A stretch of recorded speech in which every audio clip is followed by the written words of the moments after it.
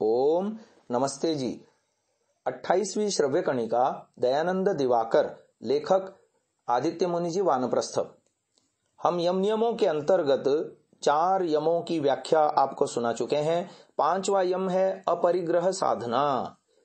केवल शरीरादि की रक्षा के लिए जिन जिन वस्तुओं की आवश्यकता है, तद अतिरिक्त वस्तुओं का त्याग करना अपरिग्रह है।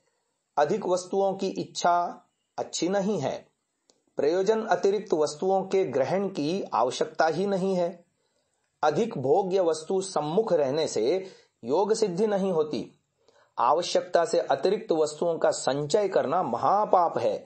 स्तूपीकृत धन और भोग्य वस्तु दूसरे अभावग्रस्त व्यक्तियों को दे देना चाहिए, क्योंकि जगत की सब वस्तुएं ही भगवान की हैं। दूसरे को वंचित करके किसी वस्तु का भोग और अपव्यवहार महापाप है। अर्थ के तुम रक्षक हो, भक्षक नहीं हो। प्रभु के अर्थ को प्रभु के कार्यों में खर्च करो। जिसका अभाव है उसके अभाव को मिटा दो, तब अपरिग्रह सिद्धि होगी। मुमुक्षु लोग प्रयोजनातिरिक्त विषयों को सर्वतो रूप से छोड़ देते हैं। इससे भोग्य वस्तुओं के मानसिक बंधन से मुक्त होकर वे लोग चित्त को निर्मल बना लेते हैं। चित्त के निर्मल होने से उनके चित्त में पूर्व जीवन और भविष्य जन्मों का ज्ञान जागृत होता है। योग दर्शन साधन पाद 39वें सूत्र में कहा, अपरिग्रह स्थैर्य जन्म कतंता संबोधः। अपरिग्रह का फल यह है कि जब मनुष्य विषयासक्ति से बचकर सर्वथा जितेंद्रिय रहता है, तब मैं कौन हूँ, कहाँ से आया हूँ और मुझको क्या करना चाहिए, अर्थात क्या काम करने से मेरा कल्याण होगा इत्यादि शुभ गुणों का विचार उसके मन में स्थिर होता है। यह लेख हमें ऋग्वेदादि भाष्य भूमिका उपासना विषय में मिल जाता है। अब आगे यमों की साधना के उपरांत 5 नियम बताए गए हैं योग दर्शन में। उसकी साधना इस प्रकार है। प्रथम नियम है शौच साधना। शौच 2 प्रकार के हैं, एक आभ्यंतर शौच और दूसरा बाह्य शौच। शौच का तात्पर्य शुचिता है, पवित्रता। बाह्य शौच से शरीर शुद्ध और स्वस्थ रहता है और आभ्यंतर शौच से मन शुद्ध और स्वस्थ रहता है। मिट्टी और जल से बाह्य शौच साधित होता है और शुद्ध आहार तथा सच्चिंता और पवित्र मनोभाव ग्रहण करने से आभ्यंतर शौच साधित होता है। पवित्र वस्त्रों के परिधान, सज्जनों के संग और सत वातावरण में साधकों को रहना चाहिए। राजसिक और तामसिक आहार और वातावरण का परित्याग करना चाहिए। किसी प्रकार के उत्तेजक या मादक द्रव्य का सेवन नहीं करना चाहिए। अनेक साधु भ्रांति के कारण चित्त स्थिर करने के नाम पर मादक द्रव्यों का व्यवहार करते हैं। इससे चित्त अपने वश में कभी नहीं रहता है। चित्त को वश में रखना ही तो योग का उद्देश्य है। इसीलिए मादक द्रव्य योग साधन के लिए संपूर्ण विघ्नकर हैं। भूल से भी मादक द्रव्यों का व्यवहार नहीं करना चाहिए।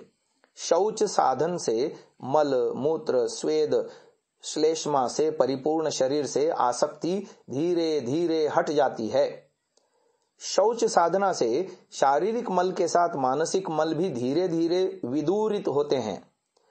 चित्त मल दूर होने से मन भी शांत होता है। मन में शांति न रहने से किसी कार्य में मन निविष्ट नहीं रह सकता। मन शांत रहने से चित्त एकाग्र होता है। शुद्ध और एकाग्र चित्त होने से ही इंद्रिय जय संभव है। जितेंद्रिय नहीं होने से चित्त धारणा, ध्यान और समाधि लाभ की योग्यता ही प्राप्त नहीं कर सकता। इन तीनों से ही आत्मदर्शन की योग्यता आती है। योग दर्शन द्वितीय पाद यानी साधन पाद का 40वां सूत्र है, शौचात स्वांगजुगुप्सा परैर संसर्गः। इसके भाष्य में ऋषिवर दयानंद ने ऋग्वेद आदि भाष्य भूमिका उपासना विषय में इस प्रकार लिखा है, शौच अर्थात पवित्रता करनी। सो भी 2 प्रकार की है, एक भीतर की, दूसरी बाहर की। भीतर की शुद्धि धर्माचरण, सत्य भाषण, विद्याभ्यास, सत्संग आदि शुभ गुणों के आचरण से होती है और बाहर की पवित्रता जल आदि से शरीर स्थान मार्ग वस्त्र खान पीना आदि शुद्ध करने से होती है। पूर्वोक्त 2 प्रकार के शौच से भी जब अपना शरीर और उसके सब अवयव बाहर भीतर से मलिन ही रहते हैं, तब औरों के शरीर की भी परीक्षा होती है कि सबके शरीर मल आदि से भरे हुए हैं। इस ज्ञान से योगी दूसरे से अपना शरीर मिलाने में घृणा अर्थात संकोच करके सदा अलग रहता है। शौच से अंतःकरण की शुद्धि, मन की प्रसन्नता और एकाग्रता, इंद्रियों का जय तथा आत्मा के देखने अर्थात जानने की योग्यता प्राप्त होती है। अब दूसरे नियम की बात करते हैं, संतोष साधना। संतोष से उत्कृष्ट सुख लाभ होता है। तृष्णा क्षय नहीं होने से संतोष साधन नहीं होता है। संतोष परम धन है, लाखों रुपयों से भी इसको खरीद नहीं सकते हैं। संतोषी भिक्षुक जीर्ण वस्त्र पहनता हुआ, एक टुकड़ा रोटी खाता हुआ और भग्न कुटीर में रहता हुआ जिस शांति की उपलब्धि कर सकता है, राजेश्वर केवल भोग सुख में वेष्टित होता हुआ ऐसी शांति कदापि प्राप्त नहीं कर सकता है। संतोष, तृप्ति और आसक्तिहीनता ही संतोष ला सकती है और संतोष ही शांति को ला सकता है। विषयासक्त धनी या गरीबों के लिए संतोष और सुख स्वप्नवत हैं। विषयासक्ति सर्व सुख का कंटक है। अपनी स्थिति में संतुष्ट रहते हुए उत्कर्ष लाभ के लिए प्रयत्न करना चाहिए। पूर्व जीवन के संस्कार के अनुसार इस जीवन की स्थिति मिल गई है। पूर्व जीवनों में हमने जिनके उपकार किए हैं, आज वे लोग हमारा उपकार कर रहे हैं। जिसको हमने प्रताड़ित किया है, वे लोग हमको प्रताड़ित कर रहे हैं। पूर्व जन्मों में जिसके ऋण को नहीं चुकाया, आज उन्होंने ही ऋण आदाय के लिए हमारे घर में संबंधी के रूप में जन्म लिया है। मेरे पूर्व जन्म कृत कर्मों के फल के अनुसार मुझको इस जन्म में सब कुछ मिल गया है। संस्कारानुयायी कर्म फल सुख या दुख मुझको भोगना ही पड़ेगा।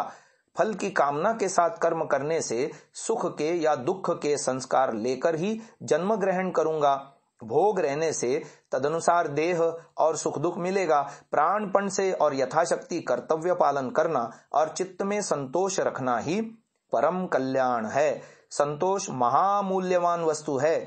जिनके अंदर संतोष है उनको अभाव नहीं है, वे सर्वदा सुखी हैं। विषय तृष्णा ही संतोष का परम शत्रु है। संतोष की परम यत्न से रक्षा करनी चाहिए। योग दर्शन द्वितीय साधन पाद में 42वां सूत्र ये कहता है, संतोषाद अनुत्तमः सुखलाभः। ऋग्वेदादि भाष्य भूमि का उपासना विषय में ऋषिवर दयानंद लिखते हैं, संतोष से जो सुख मिलता है वह सबसे उत्तम है और उसी को मोक्ष सुख कहते हैं। आगे तप साधना आती है। भोग वृत्ति ही शरीर और इंद्रियों में मलिनता लाती है। वैराग्य वृत्ति ही इसकी शुद्धि कराती है। बाहर की दृष्टि से सबके शरीर और इंद्रिय एक से मालूम पड़ते हैं, लेकिन इसके अंदर सात्विक, राजसिक, तामसिक संस्कार छिपे हुए होते हैं। इन संस्कारों के अधीन होकर हम लोग मन वचन देह से कार्य करते हैं। तामसिक प्रकृति को राजसिक बनाना और राजसिक को सात्विक बनाना ही तप है। सात्विक संस्कार युक्त आदमी देव प्रकृति के होते हैं, राजसिक प्रकृति के आदमी मनुष्य प्रकृति के होते हैं और तामसिक प्रकृति के आदमी पशु प्रवृत्ति के होते हैं। पशु प्रकृति के मनुष्यों को मनुष्य प्रकृति का होना और मनुष्य प्रकृति को देव प्रकृति होना ही परम तप है। आत्मिक शुद्धि के लिए तप जरूरी है। सबसे अच्छा तप मन और इंद्रियों का निग्रह करना ही है। इंद्रियों का स्वेच्छाचार निवारण करना, शीत ग्रीष्म, शुद्धा तृषा, सुख दुख, संपद विपद, जय पराजय आदि को सहन करना तितिक्षा है। यह तितिक्षा परम तप है। भोग विलास, आलस्य तंद्रा, सुख स्वच्छंदता के प्रभाव से अपने को मुक्त करना परम तप है और असंयत इंद्रियों को संयत बनाना परमोत्कृष्ट तप है। षड रिपुओं को वश में रखना सर्वोत्कृष्ट तप है। इसकी साधना से मानव देवत्व का लाभ करते हैं। योग दर्शन साधन पाद के 43वां सूत्र में कायेन्द्रिय सिद्धि रशुद्धि क्षयात् तपसः, इसके भाष्य में ऋषिवर ऋग्वेदादि भाष्य भूमिका उपासना विषय में लिखते हैं, तप से उनके शरीर और इंद्रियां अशुद्धि के क्षय से दृढ़ होके सदा रोग से रहित रहते हैं। आगे चौथा नियम है स्वाध्याय, इसकी चर्चा कल के श्रव्य कणिका में सुनाएंगे। इसे यहीं विराम देते हैं। ओम।